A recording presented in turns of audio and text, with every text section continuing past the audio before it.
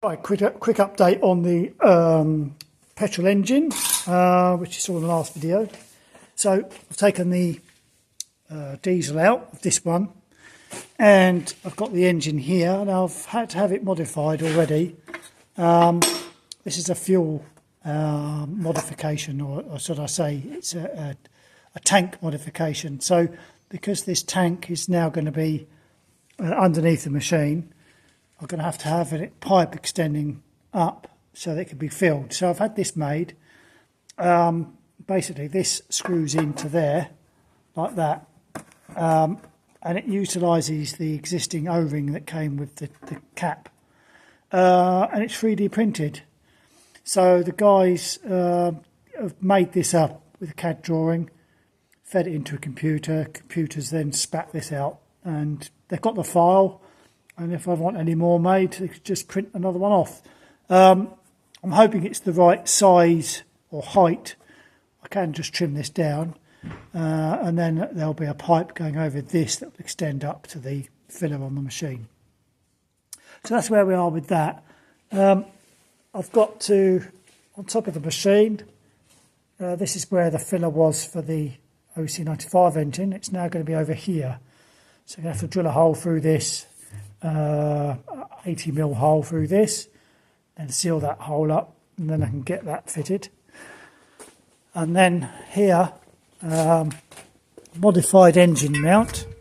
You'll see this. So what I've got to do next is I've got to bolt this down. It goes around the other way actually. Got to bolt that down like that, and then I've got to place the engine on exactly the right place. Mark the holes, drill them out, and then that'll be a pattern for making up other chassis. Once I've got the engine where I want it fitted in, I've then got to rejig the electrics and work out how to stop the engine and various other bits and pieces. So that's where we are now. I'm going to try and get this engine fitted exactly where it's got to go, and this pre-drilled. And then we can work on, say, getting it up and running. Right, so catch you on the next one. Right, so I've been working hard on this, getting this engine sorted. So I've managed to mount the throttle, remote throttle cable, which comes with the machine. Otherwise, you've got to manually operate it down here. They helpfully have two places where you can put this. I could have put it in over this side, but I was worried that the outer sheathing of this would rub on the hot part of the engine, just in there. So I've mounted it in here, but to get it in properly, I've had to take this tank off. It's only 4 bolts, comes off easy enough. So as you see, I've operated this now. You see that's now operating the lever there. So that's fine, that's good. Now the other challenge, you'll see this coupling here. Now this coupling is bolts onto the engine, and then the pump bolts onto that. Taking this off the OC95 engine, it was clear that the bolt holes weren't going to line up. However, very helpfully, there are additional holes here. You'll see these haven't been used, and there's also another hole there and there. So the reason for those is that when this machine was designed, or rather not this machine, when the track carrier was designed, it had a petrol engine option, which was a Honda GX 390, about a 13 horsepower. They had additional holes made to fit that engine, and because this Vanguard 400 is supposed to be a well-engineered copy of the Honda GX90, these holes fit. So what I've done is I've unbolted this coupling. I've unbolted it and twisted it round so that this hole is now up there. That should be orientated correctly now for this engine to slide in. So that's where we are with that. And then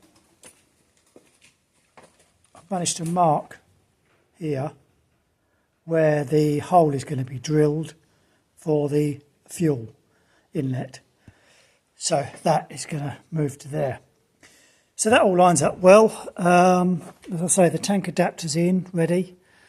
The next challenge, once it's all in and I've started the engine and it all runs and I've checked that it powers everything, I've got to get to a little screw in there, and that screw will adjust the maximum revs.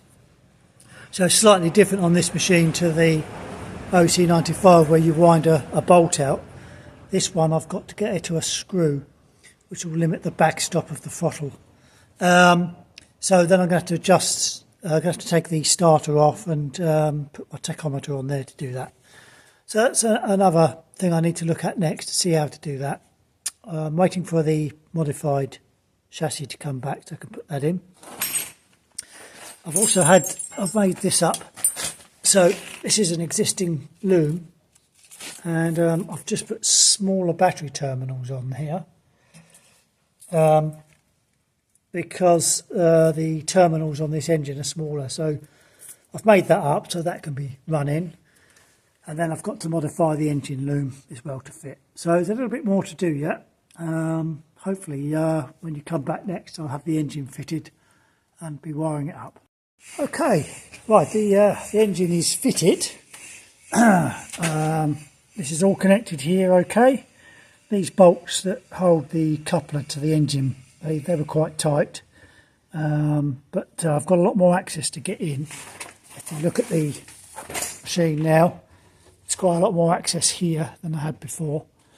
It's mounted on the modified base as you saw earlier, so that's all done.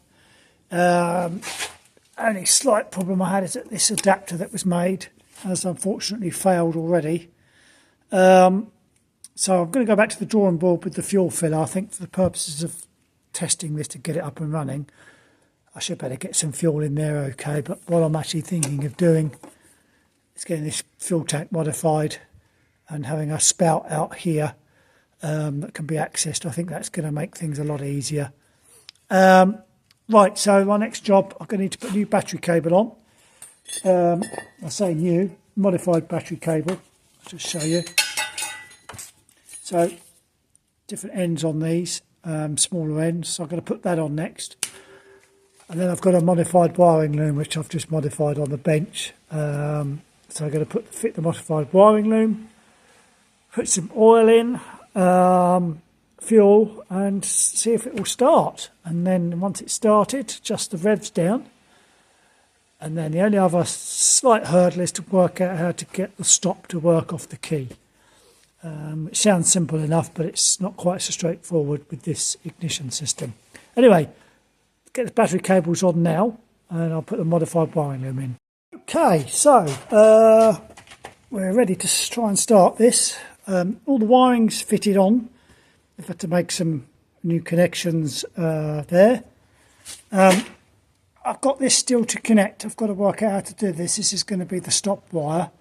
So I'm going to be able to start the engine but not stop it easy. I'll have to just put the choke on link to stop it. So I've got that to work out, which I might just run up to the emergency stop. I've got to take this off and set the revs. Put all the wiring's in. So we just need to see whether we've got power up here, which we have. Ignition light working, got voltage, and let's give it a go. So leave the choke on.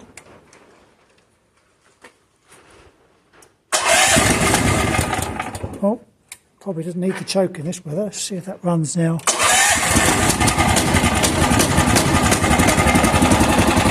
Yeah, great, that's running. I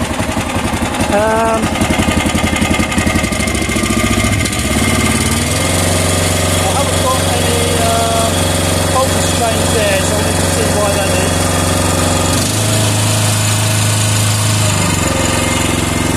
Right, I won't put too many revs on, I'll just see if the jaw works, which it does.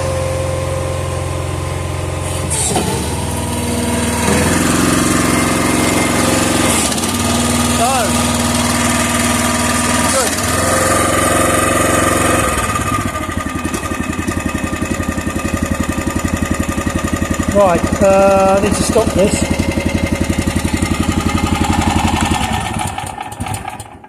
Okay.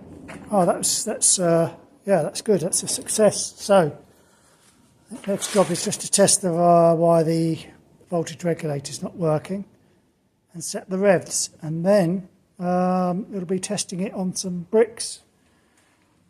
But I think at the moment that looks like a good success, and moving forwards that's going to be the way to go. So I'll do a follow-up video once I get round to testing it with some hardcore and I've finished all the little bits on it, but at the moment it looks good. I'm going to have to get a plate made for this to cover this up. I was going to try and get a spout on here, but that's been made. It doesn't work. It's broken already. So I think what I'll do is I'll get the tank modified to have a spout coming out here for refuelling, and I'll get a sight glass put on here, because at the moment there's no way of knowing when the fuel runs out. So hopefully we'll look at that another time, but everything else seems to be good. So yeah, very pleased with that.